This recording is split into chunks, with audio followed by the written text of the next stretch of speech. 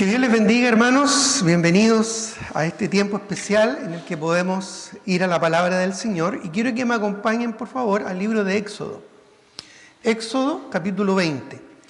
Hoy vamos a iniciar un estudio muy interesante sobre los 10 mandamientos. ¿Ya? Es un estudio que hemos estado trabajando, preparando para compartir con la congregación.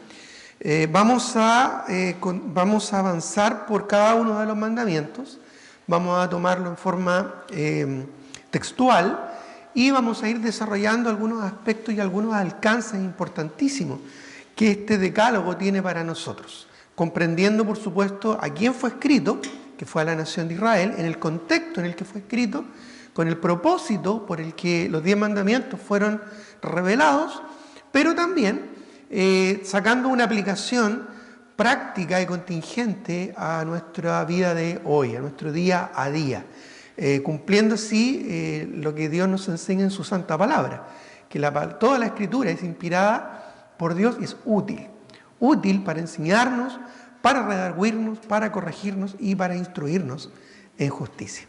¿Ya? Así es que vamos a ir a Éxodo capítulo 20, porque ahí encontramos por primera vez cómo Dios reveló este decálogo a su nación escogida, la nación de Israel, Éxodo capítulo 20, y vamos a leer de los versículos 1 al 17, después vamos a continuar con los versículos, con el capítulo 34, versículo 28. Pero primero Éxodo 20, 1 al 17, y dice así la palabra de Dios. Éxodo 20, del 1 al 17. Y habló Dios todas estas palabras, diciendo: Yo soy Jehová tu Dios, que te saqué de la tierra de Egipto, de casa de servidumbre. No tendrás dioses ajenos delante de mí.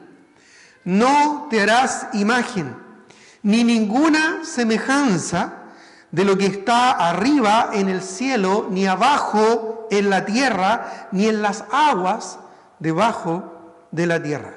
No te inclinarás a ellas, ni las honrarás, porque yo soy Jehová tu Dios, fuerte, celoso, que visito la maldad de los padres sobre los hijos, hasta la tercera y cuarta generación de los que me aborrecen.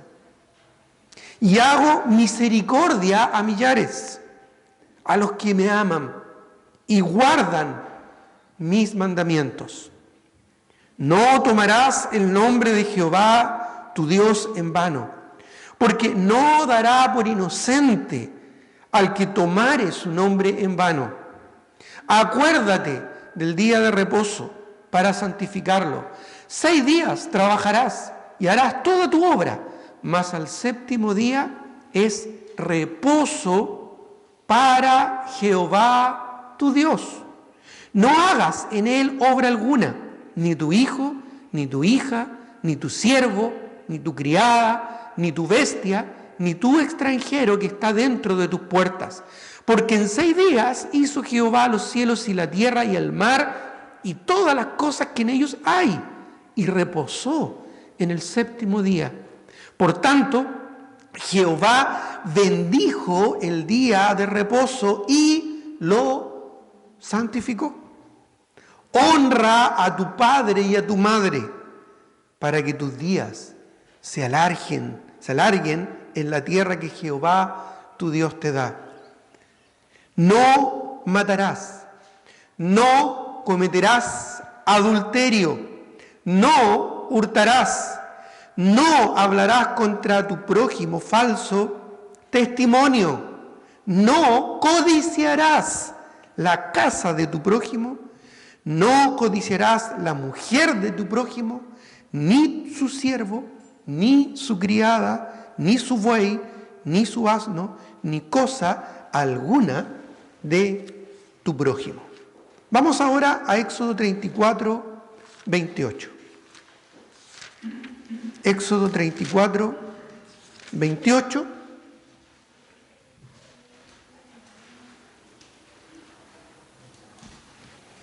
Voy a leer el verso 27 y luego el 28. Dice, y Jehová dijo a Moisés, escribe tú estas palabras, porque conforme a estas palabras he hecho pacto contigo y con Israel.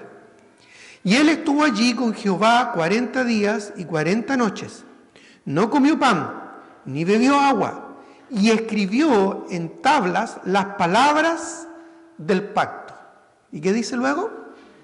Los 10 mandamientos. Vamos a orar antes de continuar. Señor, te doy gracias por tu palabra en esta mañana. Te agradezco, Señor, porque nos das el privilegio de abrir la Biblia y poder escudriñar en ella el mensaje que tú tienes para nosotros como iglesia congregada, como iglesia reunida el día de hoy.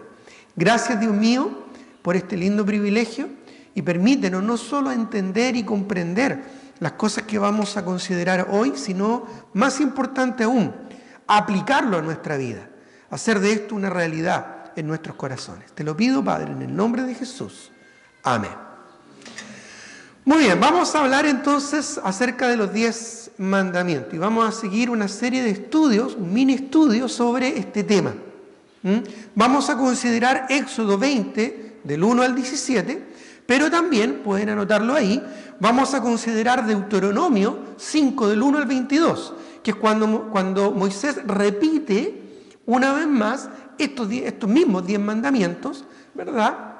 Y lo refuerza a la nación de Israel poco antes de entrar a la tierra prometida. Así que anótalo ahí y durante la semana, ¿verdad? Haz una comparación, ya haz un estudio comparativo entre el texto de Éxodo 20 del 1 al 17 y Deuteronomio 5 del 1 al 22, que es donde encontramos, ¿verdad?, cómo se reitera, cómo se repite la ley.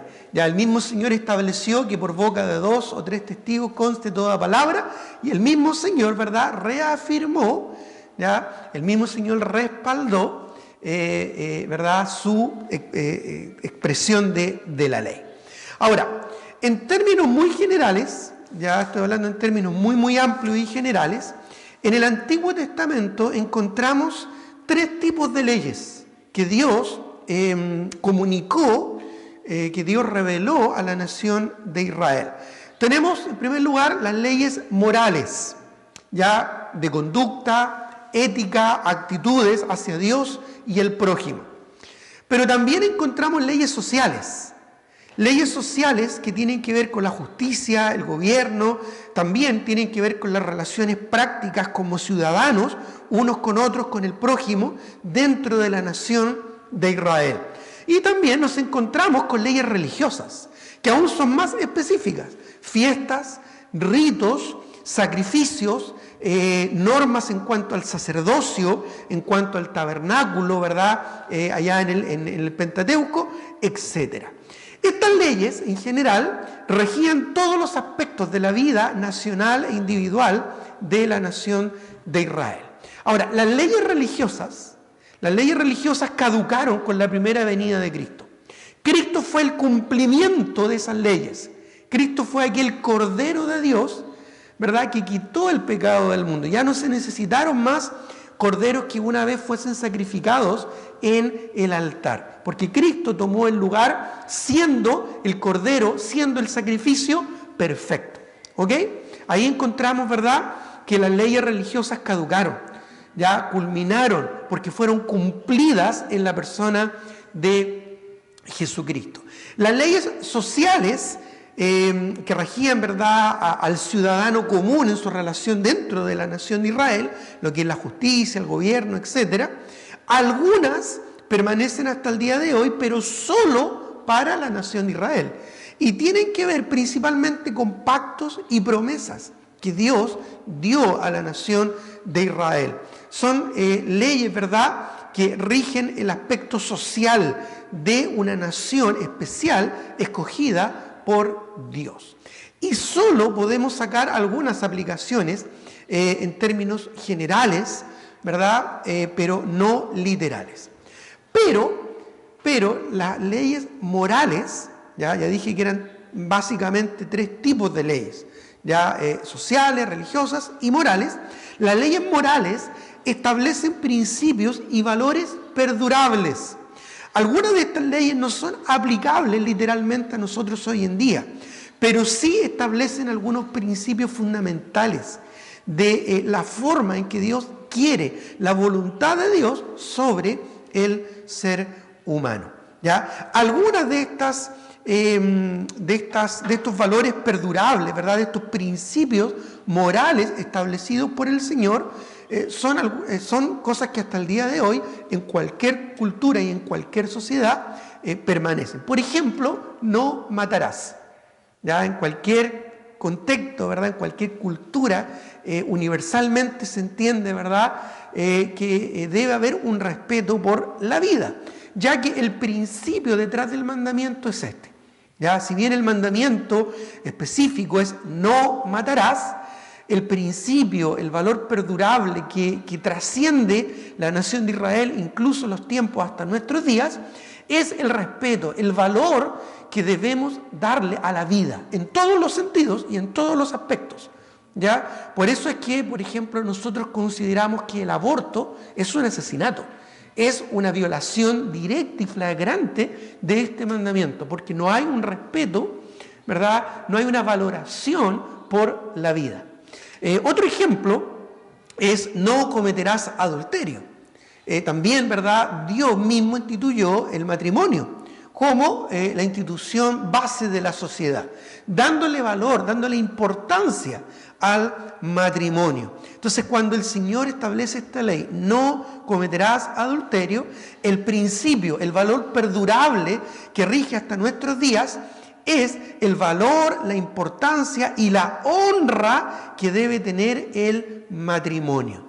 Y incluyendo, ¿verdad?, la intimidad y las relaciones sexuales dentro, en el contexto de esta institución.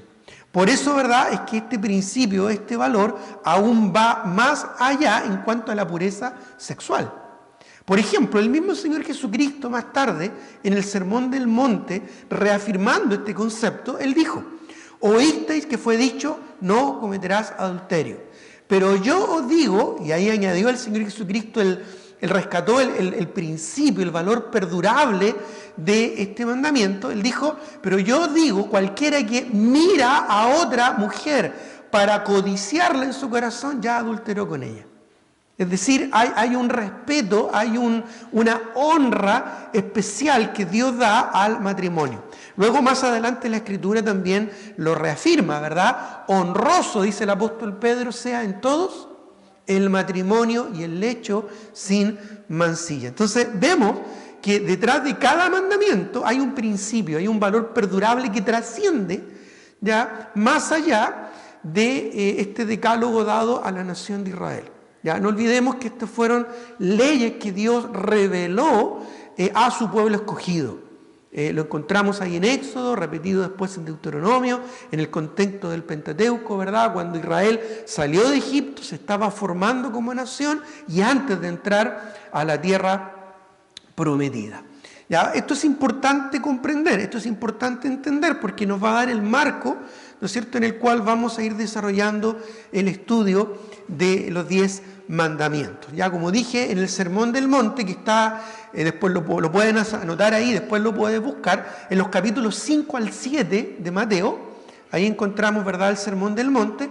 Vemos cómo el Señor tomó todos estos valores y estos principios, estos mandamientos, y los, ¿verdad?, reafirmó y estableció el principio de cada uno de ellos. Ahora, Jesucristo los validó, los confirmó, ¿verdad?, y estableció estos principios perdurables, y una palabra que en este estudio vamos a ver repetido muchas veces, estos principios y valores absolutos.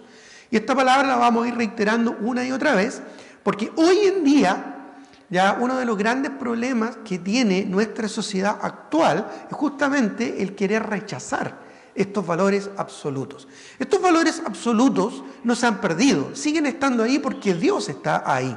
Él es inmanente, Él es real y Él, ¿verdad?, es soberano. Pero es el ser humano que ha querido rechazar, someterse, sujetarse a estos valores y a estos principios absolutos, que van más allá, ¿verdad?, de cualquier cultura, de cualquier revuelta social, de cualquier revolución o de cualquier pensamiento humano que rechaza, ¿verdad?, neciamente a su creador. ¿Ya? Dice el necio en su corazón, no hay Dios. El hombre se hace necio a sí mismo, rechazando a Dios y estos valores y principios absolutos. Ahora, cuando tú lees Éxodo 20, ya tal vez rápidamente puedes contar cuántos mandamientos encuentras ahí. Ya sabemos que son 10, porque vimos en Éxodo, ¿verdad?, 34, que claramente dice estos 10 mandamientos. O sea, los podemos contar, son 10, pero es muy interesante porque no en todos los tiempos y no en todas las culturas y no en todas las religiones se entienden cuáles son los 10 mandamientos con exactitud. ¿Ya? Por ejemplo, los judíos en la Torá, ellos cuando interpretan esta porción de Éxodo 20, toman el primer mandamiento como el versículo 2. ¿Tienes ahí abierto en Éxodo 20? El versículo 2 ya dice, yo soy Jehová tu Dios, que te saqué de la tierra de Egipto, de casa de servidumbre. Y es interesante que hasta el día de hoy, los judíos toman ese versículo como el primer mandamiento.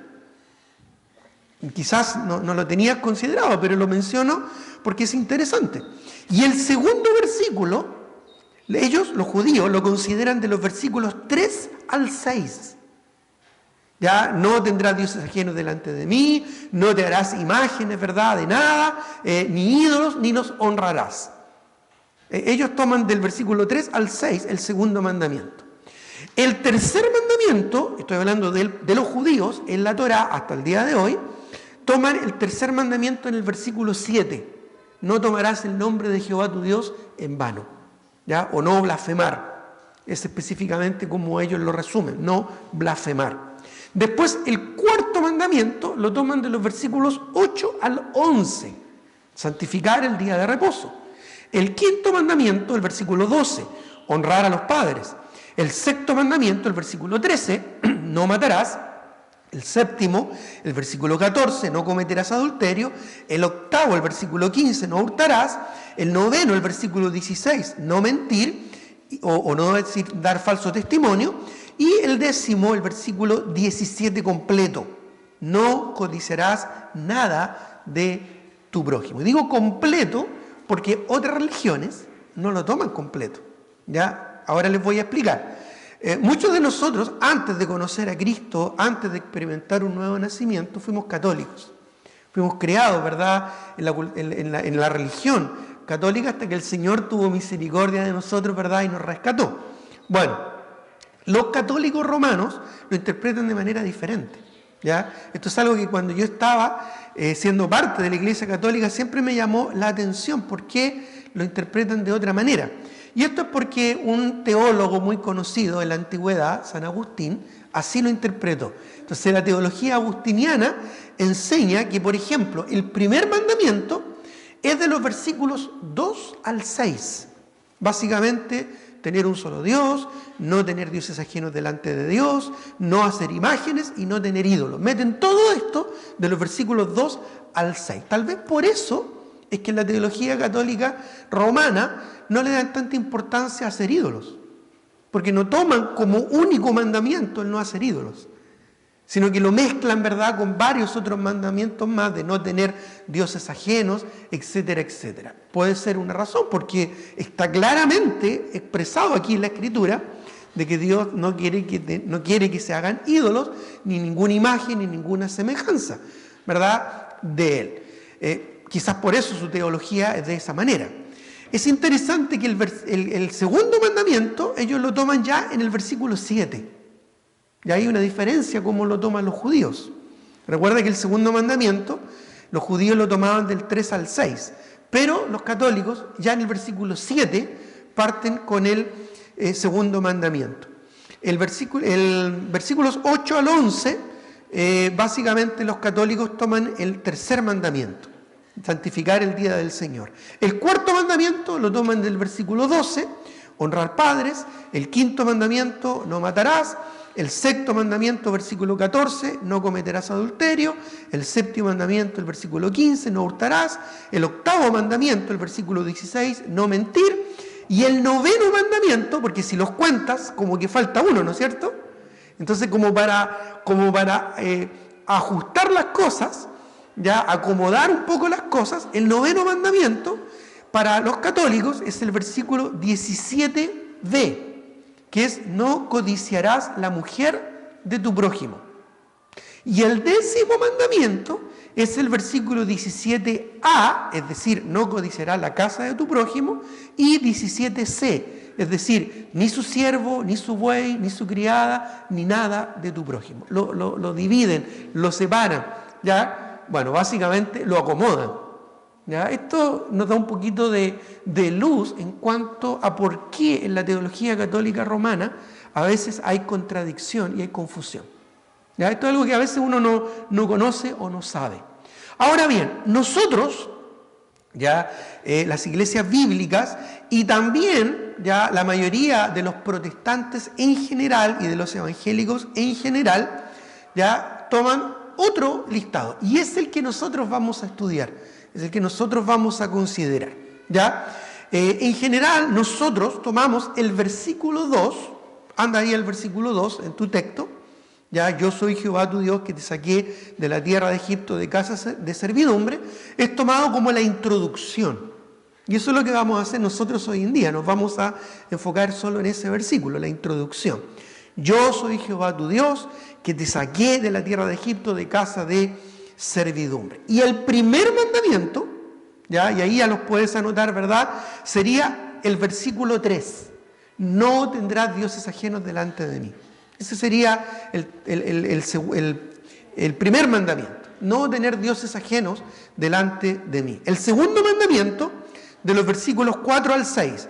No te harás imagen de nada. Es decir, no tendrás ídolos, ni te harás ninguna semejanza, ni honrar, o como dicen los católicos, venerar, digamos, nada más, ¿no es cierto?, físico aquí en este mundo, en esta tierra. En el cuarto mandamiento están los versículos 8 al 11, santificar el día del Señor.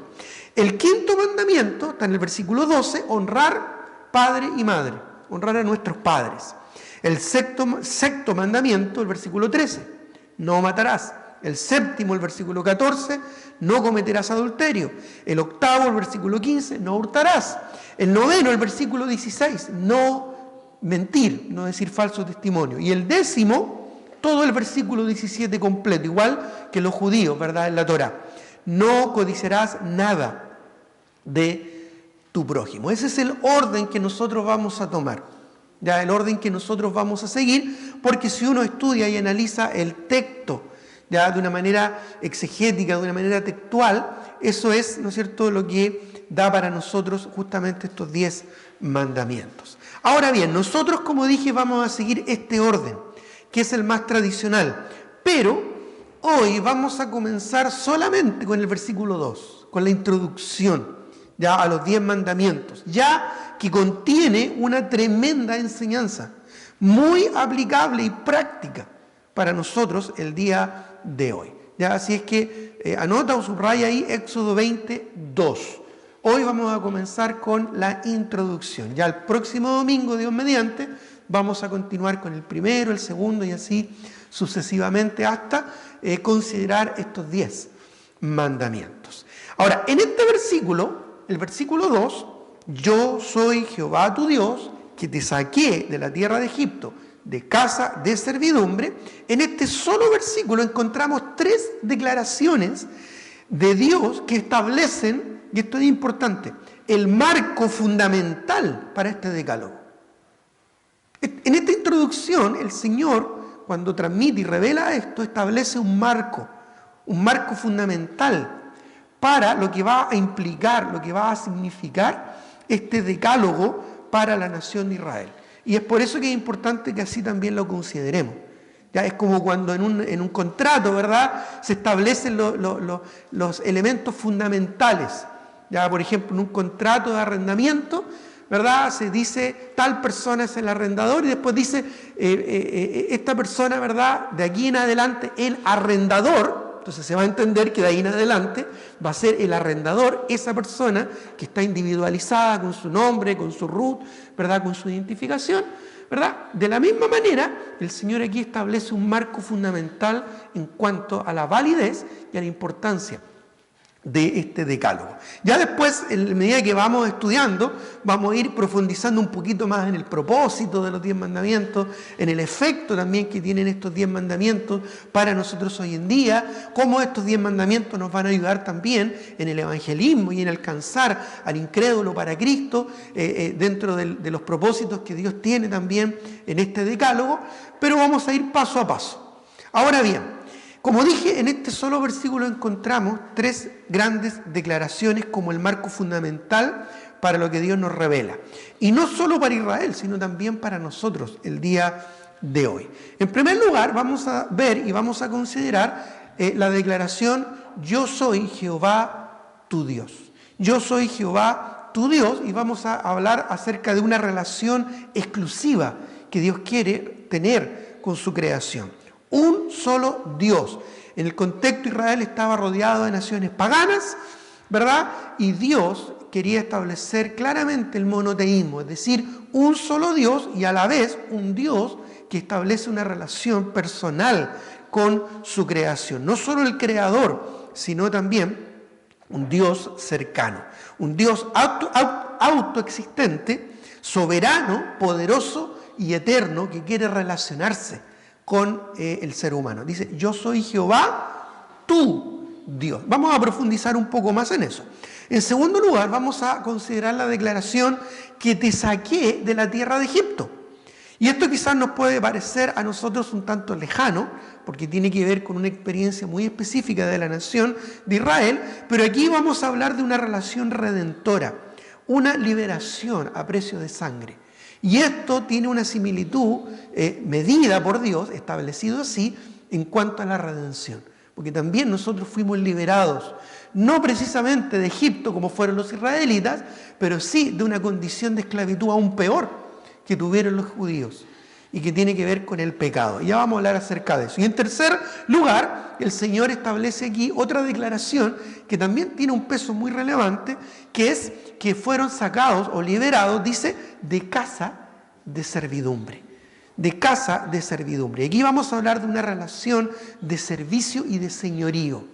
Porque obviamente si el Señor está delegando, declarando, revelando este decálogo, quiere establecer cuál es la relación que Él tiene con su pueblo y cuál es la relación que su pueblo también debe tener con Él, ¿verdad? Un Dios, ¿verdad?, exclusivo, un Dios redentor y un Dios que es el Señor. Ellos fueron liberados de la esclavitud, pero fueron liberados para ser sujetados a otro Señor, a otro Rey que iba a regir sus vidas, una relación de servicio y señorío, es decir, de la esclavitud, de una esclavitud opresiva a un servicio santo. Ya, y eso también tiene una aplicación muy, muy contingente a nuestro día de hoy. En primer lugar, ya número 1 ahí en sus apuntes para que lo anoten, vamos a considerar esta primera declaración. Yo soy Jehová, tu Dios. Y hago énfasis específico en esta palabra, ¿verdad? Tu Dios, porque esto era algo importantísimo que la nación de Israel debía comprender en aquel tiempo y que también nosotros tenemos que asimilar el día de hoy. Tienen que pensar que Israel estuvo 400 años como esclavos en una nación pagana, en Egipto.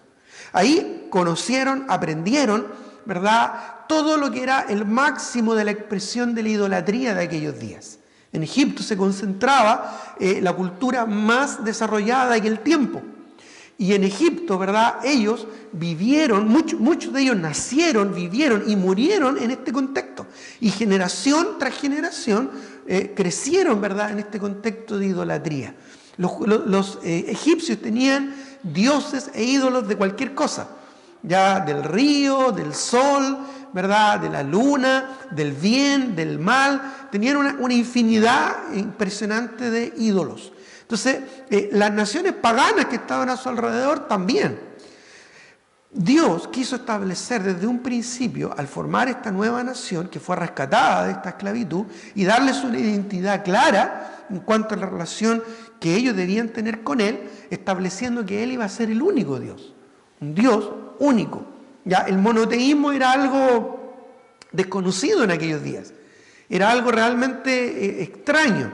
Bueno, el Señor quiso establecerlo desde un principio, pero además quiso establecer que ese Dios único quería ser el Dios cercano y personal de una nación, de un grupo de personas escogida por Dios. No solo un Dios creador que creó el cielo y la tierra, el universo y todo lo que existe, sino que un Dios cercano, un Dios que quería tener una relación personal con el hombre, con el ser humano. Incluso otras religiones monoteístas, ya como por ejemplo el Islam, también creen en un Dios soberano, un Dios creador, pero ellos no tienen o no creen en un Dios personal, en un Dios cercano.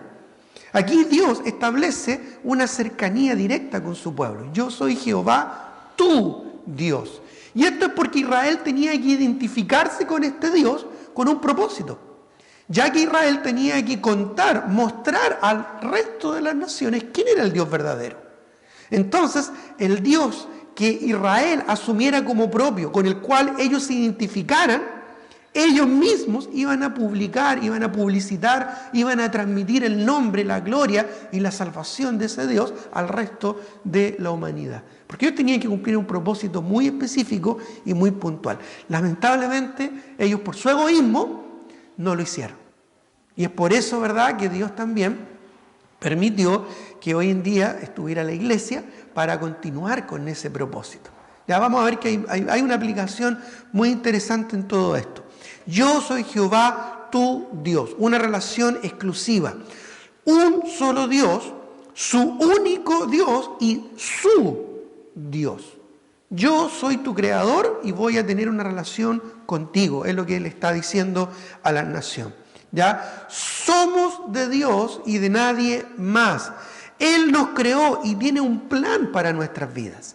Mira, acompáñame, no pierdas tu texto acá en Éxodo, por favor. Acompáñame a Jeremías 29, 11. Un pasaje muy lindo, ya, que principalmente se aplica a la nación de Israel, pero que también tiene una aplicación muy linda para nosotros el día de hoy. Ya, Jeremías 29, versículos 11 a la primera parte del versículo 14. Dice Jeremías 29, 11. Porque yo sé los pensamientos que tengo acerca de vosotros. Dice Jehová, pensamientos de paz y no de mal, para daros el fin que esperáis. ¿Ya? Es un pasaje muy lindo que muchas veces se toma fuera de contexto, porque esto está hablando en primer lugar a la nación de Israel, por el propósito que ellos debían cumplir.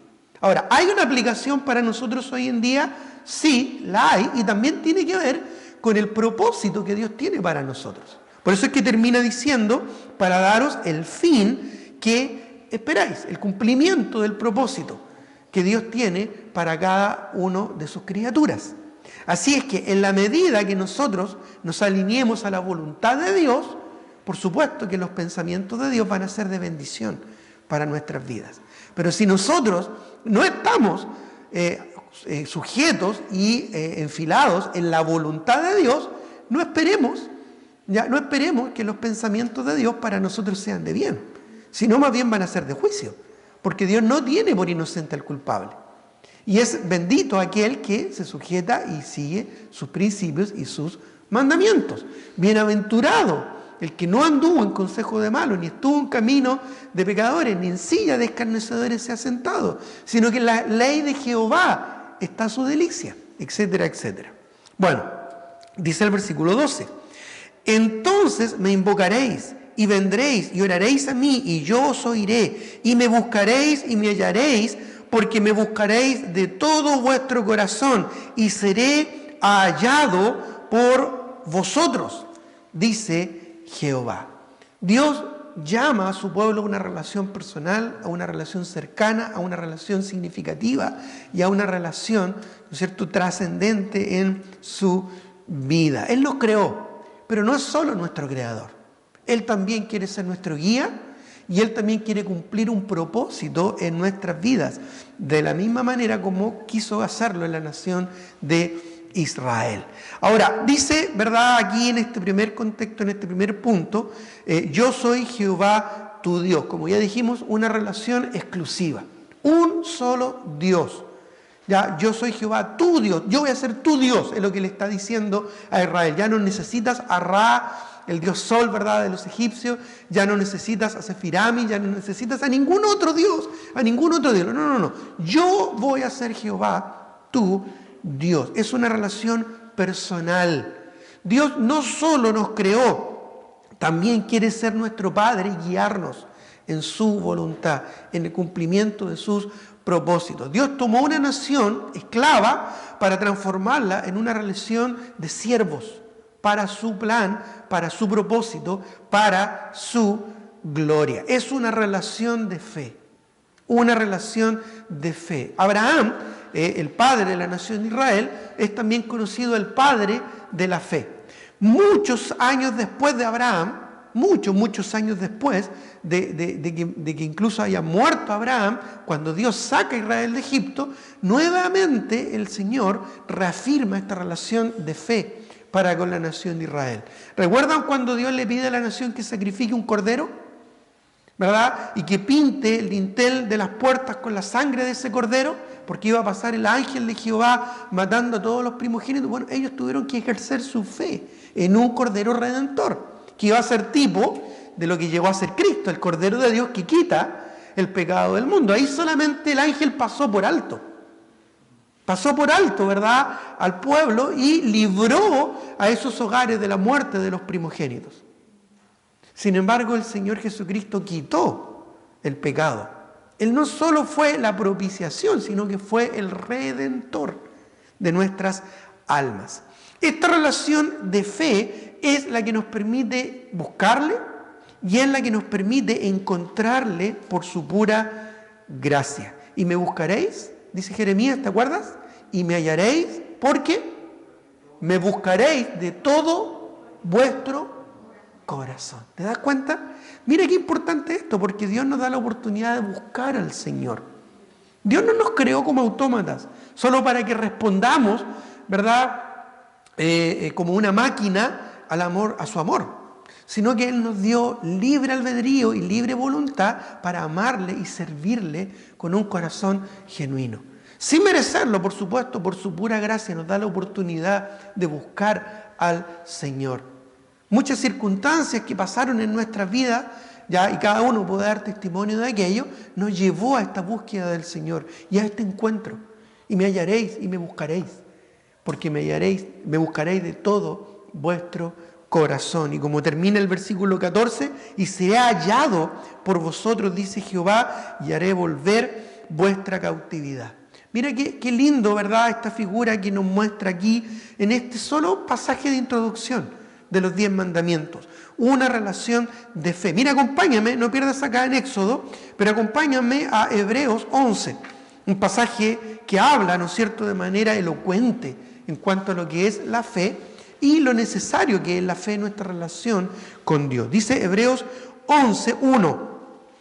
Es pues la fe, la certeza de lo que se espera, la convicción de lo que no se ve. ¿Verdad? La certeza de lo que se espera, que es la redención del Señor, la convicción de lo que no se ve, porque a Dios no lo vemos, Él es Espíritu.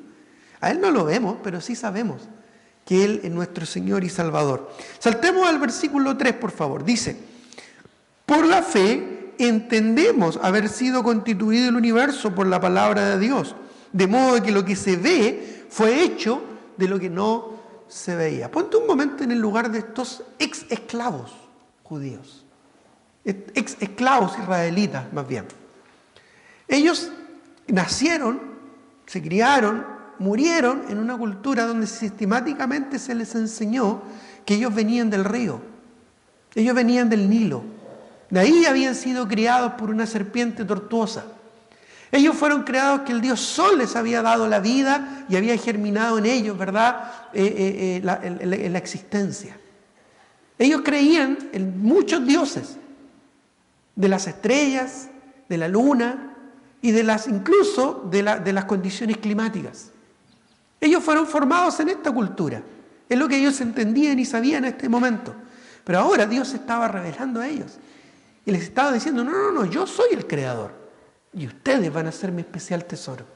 Ustedes van a ser mi pueblo para darme a conocer al resto del mundo. Porque ese era el propósito que Dios tenía. Pero ellos debían entender por fe que todo lo que existe no fue el producto de los dioses, sino fue el producto de un Dios creador, que además ahora quería ser su Dios. Imagínate, cada vez que nosotros nos sorprendemos al ver la naturaleza y la majestuosidad de un Dios tremendo, el saber que Dios, ese Dios creador que hizo el cielo, la tierra, que hizo las grandes lumbreras y los átomos más pequeños, el funcionamiento del universo, ese Dios perfecto y eterno, quiere ser tu Dios y quiere usarte a ti para que el mundo conozca de ese Dios. Quiere cumplir su propósito en tu vida. Eso nos da una perspectiva completamente distinta. Hoy en día aquellos que siguen la evolución o el naturalismo no tienen propósito en este mundo. Nacen, viven y mueren sin un objetivo y sin un propósito. Muchos simplemente creen, ¿verdad?, en un concepto animalista, es decir, como animales. Pero Dios, el creador del cielo y de la tierra, el universo, y todo lo que existe, Él quiere ser nuestro Dios. Así como una nación, ¿verdad?, sacada de 400 años de esclavitud, se transformó en la nación de un Dios vivo y verdadero. Miren lo que dice el verso 6, allá en Hebreos 11. Pero sin fe es imposible agradar a Dios, porque es necesario que el que se acerca a Dios crea que le hay y que es galardonador de los que le buscan. Dios quiere que nosotros respondamos a su llamado por fe. Esa fe de entregarnos a Él y aceptar a Él como nuestro único Dios y como nuestro Señor y Salvador de nuestra alma. No olvides que nosotros no fuimos esclavos en Egipto, pero sí nacimos esclavos del pecado. Sí nacimos bajo una esclavitud aún peor que la que experimentó la nación de Israel en Egipto. El pecado desde un principio nos condena. La Biblia claramente establece, por cuanto todos pecaron y están destituidos de la gloria de Dios. El pecado nos aleja de Dios y nos condena a estar separados de Dios por la eternidad. Y además, no solo eso, nos aleja y nos condena, sino que también nos controla. El pecado toma posesión de nuestro ser y nos hace alejarnos de Dios. El pecado se enseñorea del corazón de aquellos que practican el pecado y la maldad, de aquellos que transgreden los mandamientos de Dios. Dios estableció sus mandamientos. Son valores morales absolutos y perfectos. Y cuando el hombre transgrede esos mandamientos, peca contra Jehová. ¿Qué es lo que es el pecado? Según lo que nos dice la Escritura, es la transgresión de la ley de Dios. Entonces, cuando el hombre nace en este mundo, nace bajo la condición pecaminosa. Y cuando comienza a crecer, comienza a pecar, a transgredir la ley de este Dios eterno, santo y creador. Y ese pecado te aleja de Dios. Ese pecado te condena a estar separado de Dios y condenado al infierno que Dios creó para Satanás y sus ángeles y para todo aquel que no obedece y se conforma a sus propósitos y a su voluntad. Pero así como Dios liberó a la nación de Israel de Egipto, así también Dios nos libera del poder del pecado. ¿Cómo? Enviando su único Hijo, al unigénito Hijo de Dios, a morir en la cruz y derramar su sangre para darnos el perdón y la salvación. De la misma manera que Dios estableció a los israelitas que sacrificaran un cordero inocente, puro, en sustitución de los primogénitos, de la misma manera Dios nos amó tanto que envió a su Hijo unigénito a este mundo a morir en la cruz y derramar su sangre para que con su sangre nosotros pudiésemos ser redimidos y liberados del poder del pecado y de la condenación del pecado. Por cuanto todo aquel que en Él cree, en Cristo, no se pierda, mas tenga vida eterna. Dios fue a rescatar a una nación esclava allá en Egipto. Dios nos vino a rescatar a una condición perdida de nuestras almas. Y nos rescató de esa condición perdida por la sangre de su Hijo Jesucristo en el momento en que tú y yo pusimos nuestra fe en Cristo como nuestro Salvador, pero también como nuestro Señor. ¿Es realmente el Dios de tu vida? ¿Dios tomó el control de tu vida o aún el pecado tiene control de tu alma? ¿O aún el pecado tiene el control de tu vida? Porque si aún el pecado tiene control de tu vida, tú sigues esclavo. Tú sigues en Egipto, tú sigues perdido en una esclavitud horrible y perversa. Y tu condenación no será otra sino el infierno. Pero si tú te arrepientes y pones tu fe en Cristo, si tú entregas tu vida a Cristo como tu Salvador y como el Señor y Dios de tu vida, tu alma puede ser redimida por la gracia de Dios. ¿Te das cuenta? Yo soy Jehová tu Dios. En esa sola declaración, Dios estaba presentándose y estableciéndose como Él quería estar en el corazón de cada uno de los de su pueblo. ¿Es Jehová tu Dios? ¿Es Jehová tu Salvador? Porque eso es lo segundo que establece aquí en este solo versículo. Dice que te saqué. Volvamos a Éxodo 22. Lo primero que dice es el punto número 1, yo soy Jehová tu Dios. Pero el punto número 2 dice que te saqué de la tierra de Egipto. ¿Te das cuenta? Te saqué de la tierra de Egipto. Yo soy el que te saqué, le dice a la nación de Israel. ¿Qué está haciendo Dios aquí? Le está sacando en cara algo a su pueblo. Yo te saqué. Ningún otro Dios, ninguna otra cosa fue sino solo yo. Yo te saqué, yo te liberté, yo te liberé de la esclavitud allá en Egipto. Es decir, una relación redentora. Una relación redentora, su libertador, su redentor, su salvador. Fuimos de la misma manera nosotros liberados del poder del pecado y comprados por precio de sangre. Mire lo que dice 1 Corintios 6, 19. 1 Corintios capítulo 6, versículo 19. Dice aquí la palabra del Señor. ¿O ignoráis que vuestro cuerpo es templo del Espíritu Santo, el cual está en vosotros, el cual tenéis de Dios y que, miren lo que dice, no sois vuestros? ¿Qué es lo que dice el mundo hoy en día? No, en mi vida, y yo hago con mi vida lo que yo quiero. Pero ¿qué dice Dios en su palabra? Si somos hijos de Dios, no es mi vida, es su vida, porque le pertenecemos a Él. Es más, miren lo que dice el versículo 20, porque habéis sido comprados. Habéis sido comprados por precio. Se pagó un precio por nosotros. Dice, glorificad pues, en conclusión, en relación a esto, glorificad pues a Dios en vuestro cuerpo y en vuestro espíritu, los cuales, ¿qué dice? Antes ustedes eran de Egipto, le dijo Dios a los israelitas, ahora son míos. Eso es lo que le está diciendo, ahora ustedes me pertenecen. Yo los liberé, yo los saqué, pero ustedes son míos.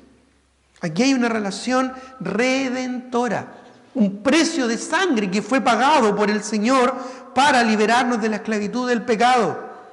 Si no comprendes esto, no vas a entender nada de lo que vamos a estudiar a continuación en cuanto a los 10 mandamientos.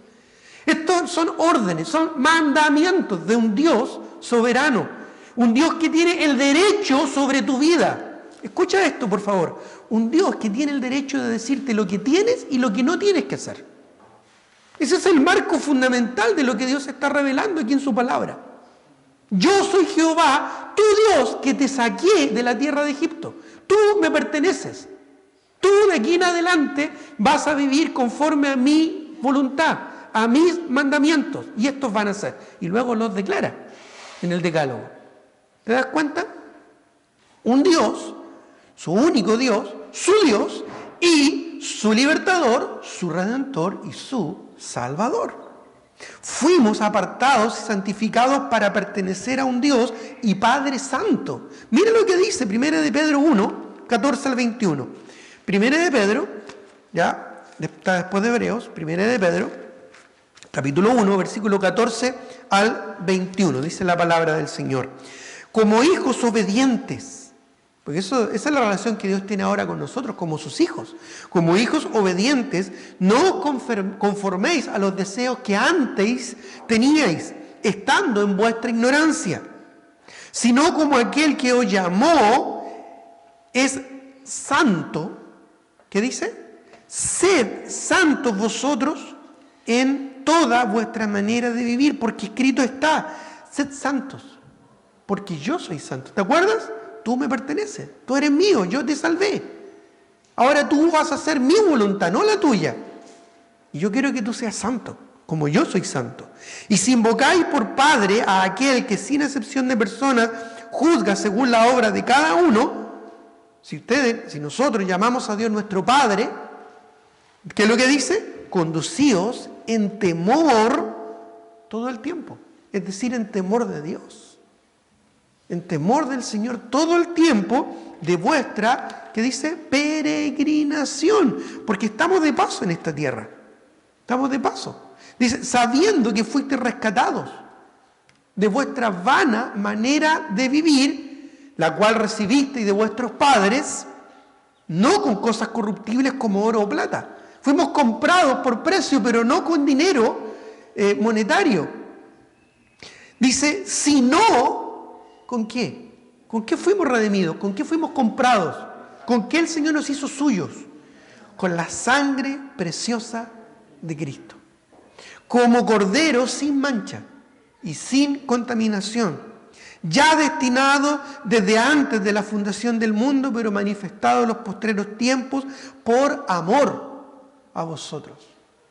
Por amor a nosotros, Cristo se manifestó como el Cordero de Dios que quita el pecado del mundo, y mediante el cual creéis en Dios, quien le resucitó de los muertos y le ha dado gloria para que vuestra fe y esperanza sean en Dios.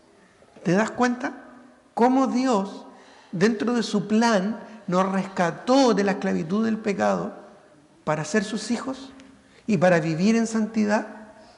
Estos 10 mandamientos tienen mucha injerencia hoy en día en nuestras vidas. No son solo para la nación de Israel, sino también para nosotros hoy en una aplicación, por supuesto, responsable de la Escritura. Pero tenemos que entender, si Dios no es tu Dios, y no es tu Señor, y no es tu Salvador, entonces tú no vas a poder entender lo que vamos a decir. Y si tú no has experimentado realmente un cambio en tu vida, y si tu vida no refleja realmente que eres un hijo, una hija de Dios, entonces arrepiéntete y vuélcate a Cristo. Busca al Señor. No en vano estás acá escuchando este mensaje. Si le buscáis, le hallaréis, porque le buscaréis de todo vuestro corazón.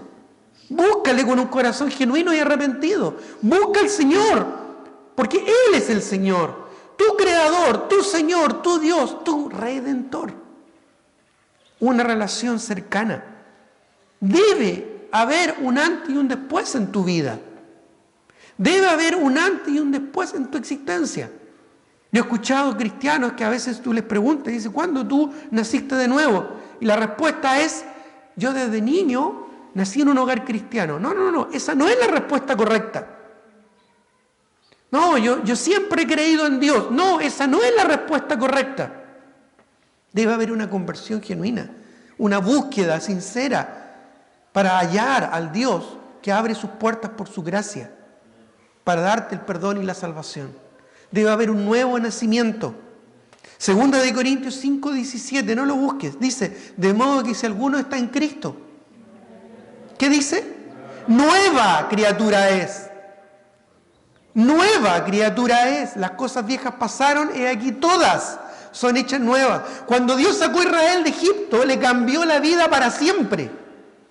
Cuando Dios sacó a Israel de Egipto, ya nunca más fueron los mismos. Cuando Dios sacó a Israel de Egipto, Dios quería darles una nueva vida, una nueva tierra, un nuevo destino, un nuevo propósito. Ya no solo edificar ciudades, pirámides o lo que fuera ya en Egipto. Dios quería darle un nuevo sentido a su vida. Incluso algunos de ellos por falta de fe dudaron. ¿Y qué querían cuando estaban en el desierto? Volver a Egipto. Probablemente todavía ellos no asimilaban en sus corazones que Jehová era su Dios. ¿Te acuerdas cómo Dios comienza? Yo soy Jehová tu Dios que te saqué de la tierra de Egipto. Tú eres mío, tú me perteneces. Entiende, yo soy tu Dios. Pero en tercer lugar, no solo es una relación exclusiva cuando le dijo yo soy Jehová tu Dios, no solo es una relación redentora cuando le dijo que te saqué de la tierra de Egipto, sino que en tercer lugar, una relación de servicio y de señorío. Hay un propósito aquí, porque le dice te saqué, pero no de cualquier lugar, y establece muy claramente de dónde el Señor lo rescató. ¿Te acuerdas que el Señor nos dice que debemos recordar de dónde el Señor nos sacó? ¿De dónde el Señor te sacó? Probablemente de la inmundicia del pecado, probablemente de un futuro terrible en consecuencia de tus decisiones pecaminosas y depravadas. Seguramente el Señor te sacó de un destino terrible. ¿Y sabes por qué? Por amor. Por amor. El Señor te rescató y te dio una nueva vida para una relación de servicio y de señorío, para cumplir un propósito en tu vida. El Señor los sacó y le dejó súper claro a ellos desde un principio de dónde los estaba sacando. Yo te saqué de ahí. Yo te rescaté de ahí. Yo te saqué de este lugar. Muchas veces eso es necesario para aterrizarnos un poquito, para bajar nuestro orgullo, ¿verdad? Y nuestro egoísmo, nuestro egocentrismo y darnos cuenta de dónde el Señor nos sacó. Es como cuando un futbolista, ¿verdad? Se le llenan los humos, se le van los humos a la cabeza y se cree muy grande, ¿verdad? Y no se acuerda que lo sacaron de canchas de tierra, ¿verdad? De allá de un potrero lo sacaron. Bueno, así el Señor también les deja súper claro desde un principio de dónde los estaba sacando. De ahí te estoy sacando. Fuimos liberados para ser siervos de un Señor amoroso. Mira, interesante. Cuando usa la palabra casa, de servidumbre, esa palabra es la palabra vayit. Y esa palabra significa casa y también significa linaje. Ellos por 400 años no fueron otra cosa que esclavos. Ahí en Egipto. No tenían ningún otro propósito que nacer, multiplicarse, vivir y morir construyendo y edificando ciudades para Faraón. Ese era su propósito. Qué plan más perfecto, ¿verdad? Servir a un faraón. Si ellos morían en un accidente laboral, solo morían. Eran uno más. Eran obra de mano barata por lo demás. No tenían más valor ni más propósito que ese. Pero el Señor los rescató para algo más grande, para ser siervos para la gloria de un Dios santo y poderoso, por medio del cual de esta nación se iba a ser conocido como el único Dios al resto del mundo. No sé si ellos realmente estaban entendiendo la trascendencia de lo que el Señor en esta sola introducción les estaba diciendo. Fuimos liberados para ser siervos de un Dios amoroso, es decir, pasar de un linaje de esclavos a ser siervos redimidos. Mira, tus padres, tú mismo, tus hijos y tu descendencia, sin Cristo es un linaje de esclavos. Igual como lo fue Egipto por 400 años. Solo que esa esclavitud se va a perpetuar por la eternidad si es que Dios no llega a tu vida. Él puede romper ese círculo de esclavitud y darte un nuevo propósito para tu vida. Pero si tú sigues esclavo, si tú sigues esclava en el pecado, Jehová no es tu Dios, y ni tu Salvador, ni tu Señor. Debes arrepentirte y buscarle a Él, y buscarle con fe, de todo tu corazón, entregarte y consagrarte a Él con toda tu alma. Nuestro Señor es el Señor, es el libertador y tiene todos los derechos de ser nuestro Señor. El señorío de Cristo es maravilloso y no es una carga, es un privilegio. Sí, Dios tiene un plan maravilloso para nuestras vidas. Y si ese plan maravilloso implica que tengamos que sufrir, eso es maravilloso. Porque cumplimos un propósito para Dios. Y aún en nuestro dolor y en nuestro sufrimiento más intenso, podemos glorificar a Dios. Aún en medio del dolor. Ese es un plan maravilloso. Es un plan increíble. Dios tiene un plan maravilloso para nosotros, así como lo tuvo, por ejemplo, para Jeremías. aún con dolor y sufrimiento, como lo tuvo para Job. Aún con dolor y sufrimiento Dios lo usó, y hasta el día de hoy, registrado aquí y por la eternidad, porque el cielo y la tierra pasarán, pero mis palabras no pasarán. Aquí quedó el testimonio de un hombre fiel a Dios y ejemplo en nuestras vidas. Ese es un plan maravilloso, que sin nosotros merecerlo, y aún mereciendo permanecer en esclavitud por los siglos de los siglos, Dios no solo nos rescató, sino que nos quiere usar para su gloria. Si ese plan no conmueve tu alma, nada lo va a hacer. Esto es lo que Dios quería establecer desde un principio en su pueblo y en su nación. Cristo es el Señor, esto no es una carga. El mismo Señor lo dijo, porque ligera es mi carga, ligero es mi yugo. Dios quiere que gocemos y aún disfrutemos incluso los momentos tristes y dolorosos. ¿Cómo es eso? El mismo Señor lo dice. Gozaos en las pruebas y en las tribulaciones, porque aunque son momentáneas, es nuestra fe la que se va probando, que es mucho más preciosa que el oro. ¿Para qué? Para la gloria del Señor. ¿Te das cuenta? Todas las cosas ayudan a bien. Las cosas que interpretamos como buenas cosas y las cosas que a veces interpretamos como malas cosas tienen un propósito. Eso es algo maravilloso, es algo increíble. Ya no servimos más al pecado, sino a Jesucristo como nuestro Señor y Salvador. Miren lo que dice Romanos 6:11. Romanos capítulo 6, versículo 11. Romanos capítulo 6, versículo 11 al 14. Aquí dice: así también vosotros, consideraos muertos al pecado, pero vivos para Dios en Cristo Jesús. Y repito esto, porque eso es lo que Dios nos dio. Nos dio vida. Estábamos muertos en nuestros delitos y pecados, pero por la gracia de Jesucristo Él nos dio vida en su sangre. Dice, pero vivos en Dios, en Cristo Jesús, Señor nuestro. Por lo tanto, miren lo que dice el verso siguiente, 12. No reine, no controle, no gobierne, no os esclavicéis, pues al pecado en vuestro cuerpo mortal, de modo que lo obedezcáis en sus concupiscencias. Ni tampoco presentéis vuestros miembros al pecado como instrumentos de iniquidad, sino presentaos vosotros mismos a Dios como vivos de entre los muertos y vuestros miembros a Dios como instrumentos de justicia. Porque el pecado no se enseñoreará de vosotros, pues no estáis bajo la ley, sino bajo la gracia. Y con esto vamos a terminar. Aquí se forma una paradoja muy interesante. Porque interesantemente la ley, y vamos a verlo después en el estudio que vamos a seguir, no fue hecha básicamente para cumplirla. De hecho, nadie la puede cumplir. Vamos a ver que la ley realmente no tiene el propósito de ser cumplida, tiene otro propósito mayor, que es mostrarnos nuestra necesidad de Dios, para que Él nos guíe. Aún así, Él establece pautas y principios morales absolutos. Vamos a ir entendiendo un poquito más en la medida que avancemos en nuestro estudio. Pero es muy importante comprender que si tú llegaste a ser un hijo de Dios, ya no estás bajo la ley, sino bajo la gracia.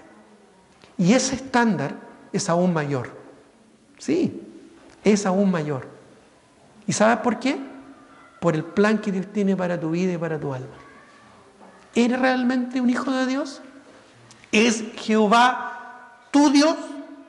¿Tiene sentido eso para tu vida?